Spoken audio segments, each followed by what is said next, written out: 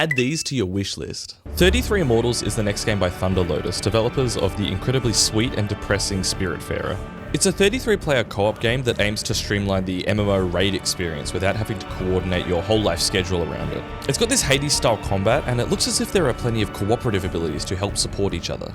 Building Relationships is a dating game where you play as a house, and it's just as stupidly funny as that sounds.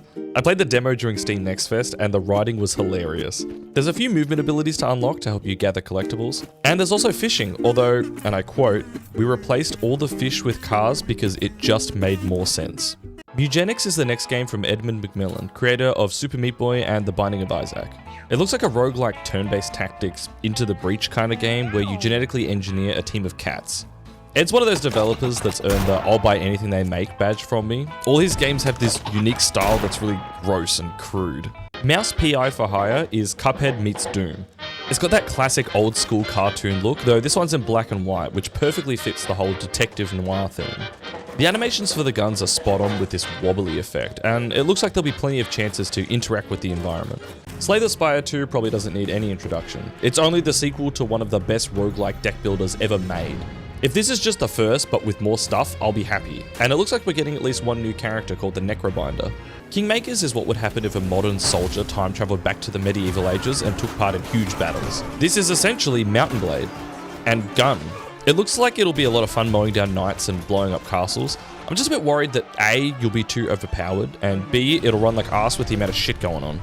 Blueprints is this like roguelike puzzle game where you explore a mansion and try and uncover its secrets. It's got this board game-like tile mechanic where you pick from one of 3 rooms to be placed whenever you open a door. Reminds me a lot of Betrayal at House on the Hill. I'm keen to discover all the mysteries this game has. NITRO Gen Omega is a super stylish anime turn-based mech battler. Besides how cool everything looks, the other thing that drew me in is the idea of procedural characters. I'm hoping this mechanic will help make each playthrough feel unique in the same way that XCOM does. ExeKiller is an FPS RPG that's like Cyberpunk meets Cowboys meets 70s retro future. That alone is enough to intrigue me, and the gameplay also looks really polished and stylish. I'm curious to see how the character building will work. Supposedly there's no XP or leveling up, and your character is based entirely on the mods and augmentations that you pick. We don't know much about We Kill Monsters, but it looks promising. I get the vibe that it's like a fantasy Death Stranding, down to how cryptic it all comes across. I like the idea that you can visually see all your weapons and equipment on your back, and aesthetically this game just looks beautiful.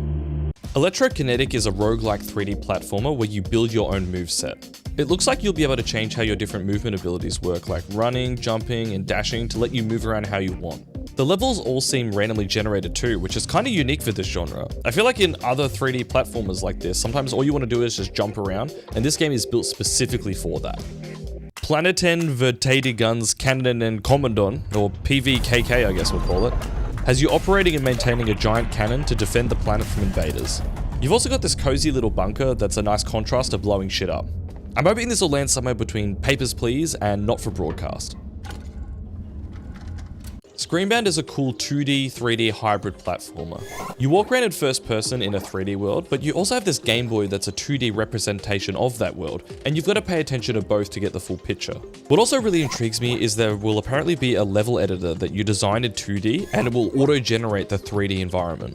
Forestrike is a tactical kung fu game where you see the future and predict how enemies will act.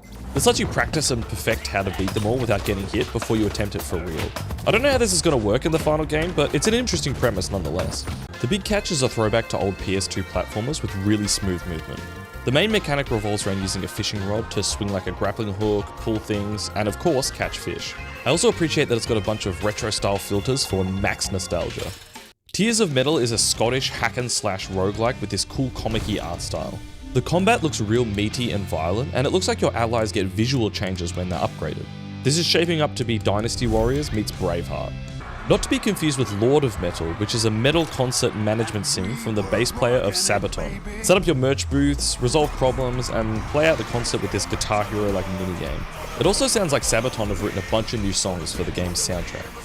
Keep Driving was a big hit for me in the last Steam Next Fest. It's a road trip adventure where you have to manage your car and deal with events like slow drivers.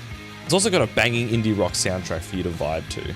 Here's another driving game, Drivers of the Apocalypse. It looks similar to the surprisingly good Mad Max game from like 10 years ago. The unique twist, however, is that you can quickly commandeer other vehicles on the fly if your car blows up. This is a great looking game, from the car design to the lighting to the explosions.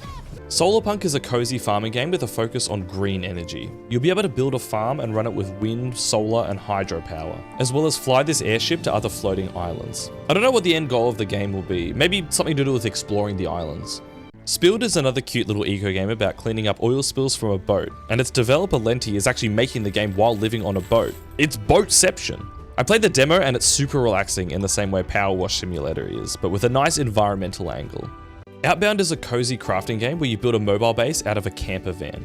Again, not sure what the end goal is going to be, but it looks super cute how you can drive your van around and then unfold it into a full base with a garden and crafting stations. This feels like Raft, but on land.